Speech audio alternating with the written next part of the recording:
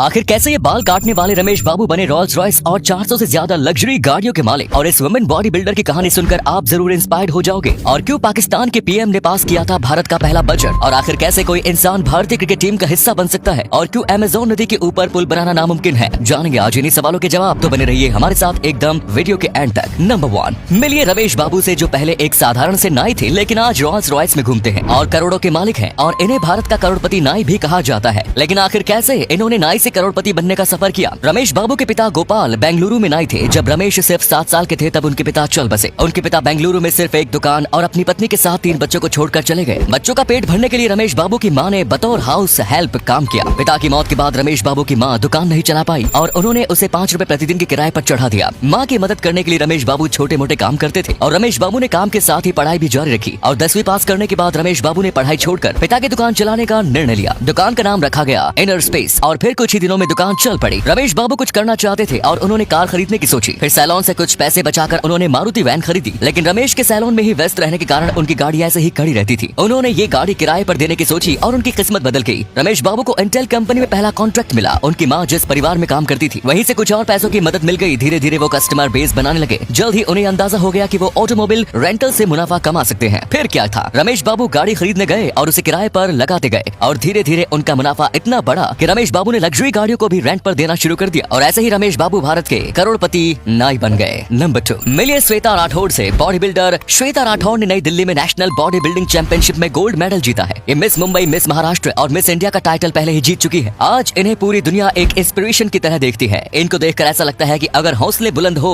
तो इंसान कुछ भी कर सकता है। श्वेता बताती है कि बचपन में उनके पिता इसके बिल्कुल खिलाफ थे कि कोई लड़की जिम में जाकर जिम करे, लेकिन वो पढ़ाई के बहाने जिम चली जाती थी और आज उसी का नतीजा है कि वो इतने बड़े मुकाम पे है। कई लोगों के ये बहाने होते हैं कि उनकी मम्मी या पापा ये काम करने से मना कर रहे हैं, लेकिन अगर असल में देखा जाए तो ये सब सिर्फ एक बहाना होता है। अगर आप में सच में वो लगन और हिम्मत है जो श्वेता राठौड़ में है तो आप भी वो हर चीज अपनी जिंदगी में पा सकते हैं जो आपको चाहिए। दोस्तों, आप वीडियो तो देखते हैं लेकिन वीडियो को शेयर करना भूल जाते हैं, तो वीडियो को शेयर जरूर करें। नंबर 3, निर्मला सीतारमण ने इस बार 1 फरवरी 2022 को जो देश का बजट पेश किया था उसके बारे में आप सभी ने जरूर सुना होगा। लेकिन क्या आपको पता है कि भारत के सबसे पहले बजट पाकिस्तान के सबसे पहले प्रधानमंत्री लियाकत अली ने पेश किया था। ये बात तब की है जब भारत और पाकिस्तान एक ही देश थे। इस बजट को हिंदू विरोधी बजट कहा गया था। इस बजट में ये प्रावधान था कि किसी भी व्यापारी को 1 लाख के मुनाफे पर 25% टैक्स भरना पड़ेगा। ये उन्होंने इसलिए किया था ताकि भारत में टैक्स चोरी को रोका जा सके और भारत सरकार को विकास के लिए ज्यादा से ज्यादा पैसा मिले। लेकिन समस्या ये थी कि उस समय भारत के ज्यादातर बड़े व्यापारी हिंदू थे, जिस वजह से लोगों को लगा कि लियाकत अली ने जानबूझकर टैक्स बढ़ाए हैं ताकि हिंदू व्यापारियों को ज्यादा टैक्स भरना पड़े। लोगों को ये लगने लगा कि ये हिंदू व्यापारियों के खिलाफ सोची समझी साजिश है। अब दोस्तों, आप पर इसकी राय क्या है, कमेंट्स में जरूर बताएं। नंबर 4, दोस्तों, क्रिकेट भारत में सबसे ज्यादा पसंद किया जाने वाला खेल है और इसी वजह से हजारों बच्चे क्रिकेटर बनने का सपना देखते हैं। लेकिन उनको ये पता ही नहीं होता कि इंडिया की नेशनल क्रिकेट टीम में कैसे जाए। क्रिकेट में करियर बनाने के लिए 2 ऑप्शन होते हैं। नंबर 1, पहला तरीका स्कूल से शुरू होता है, जहाँ से कोई भी क्रिकेट की दुनिया में प्रवेश कर सकता है। स्कूल में भी क्रिकेट के कई टूर्नामेंट होते हैं, जैसे school level, zonal level, district level और स्टेट लेवल टूर्नामेंट। अगर आप इन सभी टूर्नामेंट में जबरदस्त परफॉर्मेंस दिखाते हैं तो सीधे भारतीय क्रिकेट टीम में आपको अपनी टीम में शामिल कर सकती है। दूसरा तरीका है रणजी ट्रॉफी। अगर आप किसी डोमेस्टिक क्रिकेट काउंसिल की मदद से रणजी ट्रॉफी तक पहुंच जाते हैं तो और वहां